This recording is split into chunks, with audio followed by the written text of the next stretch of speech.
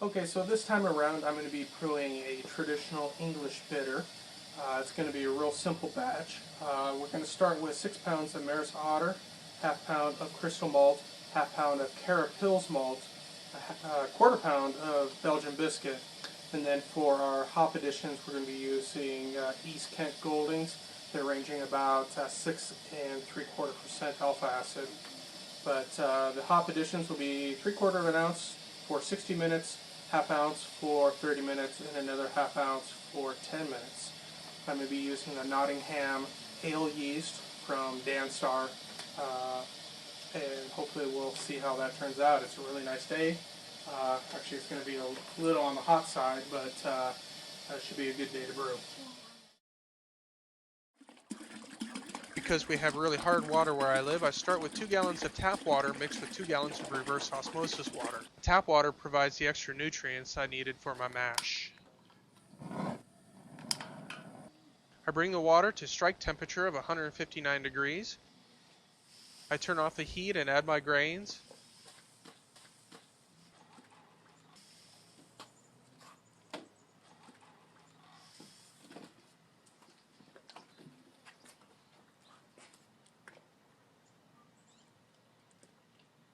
Once fully mixed, I put on the lid and cover it with a bunch of blankets.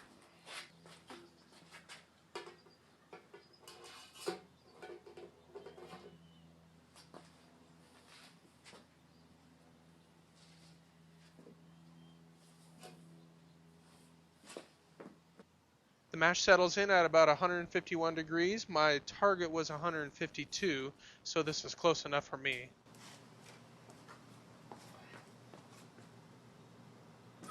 After the hour, I bring it back to the fire and raise the temp to 170 degrees to stop the conversion process.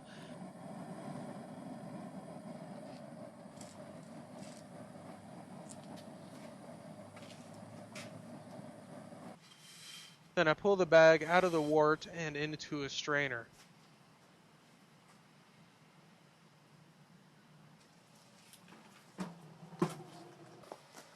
I use a plate to squeeze as much wort out of the grains as I can, and then I just add the wort back to the pot.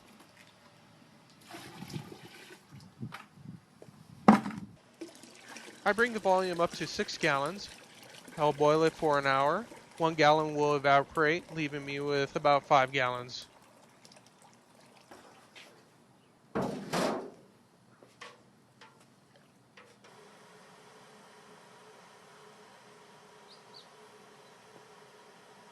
I bring the wort up to a boil, paying close attention to the hot break.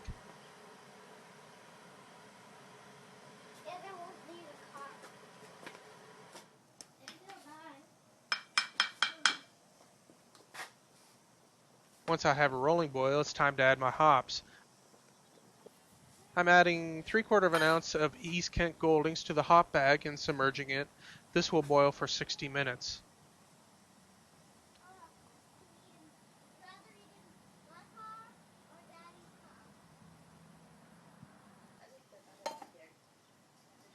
At 30 minutes, I measure out a half ounce of East Kent Goldings for my second hop addition and add that to the hop bag.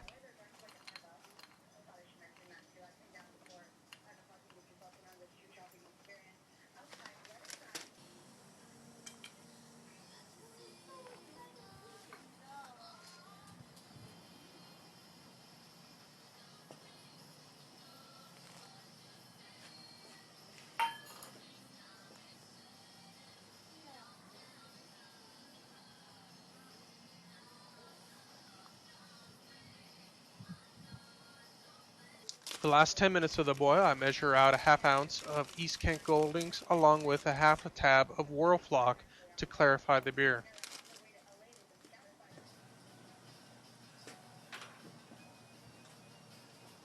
I add my wort chiller the last 10 minutes to sanitize it.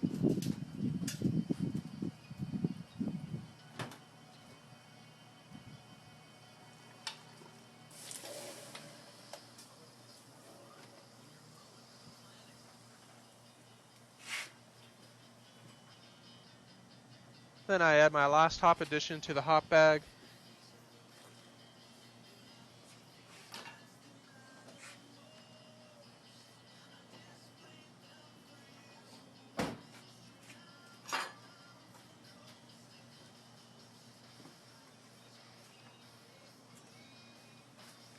and I also toss in the half tab of Whirlfloc.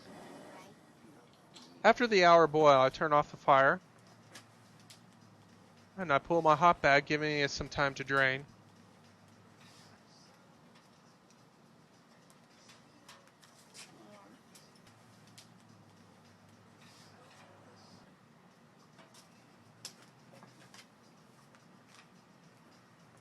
Then I hook up the wort chiller to my garden hose.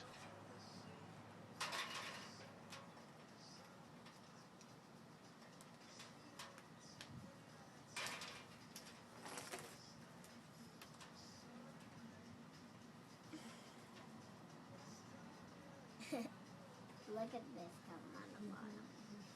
It is anyhow. Somebody must. The cold water will flow through the copper tubes and come out hot at the other end. This will cool down the wort to pitching temperature within about 15 to 20 minutes.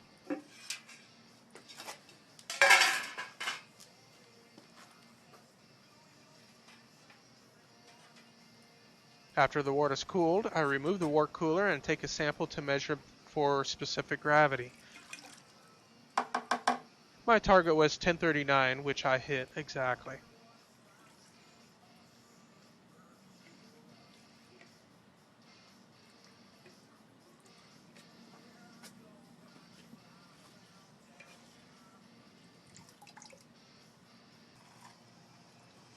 I pour the wort into a sanitized fermentation bucket.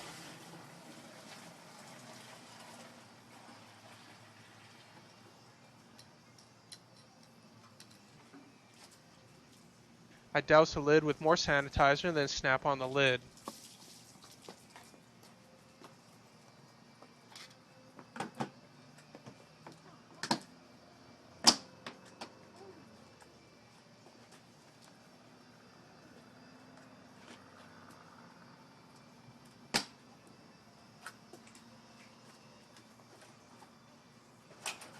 Once secure, I shake the bucket to aerate the wort.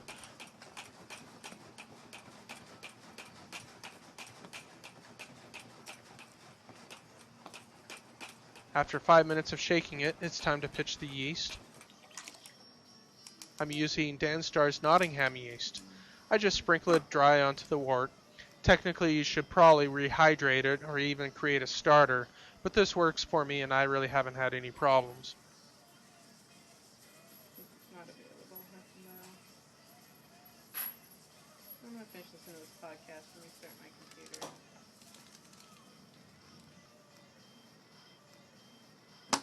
Snap on the lid. Add your airlock and ferment in a cool place for 2 to 3 weeks. And that's it.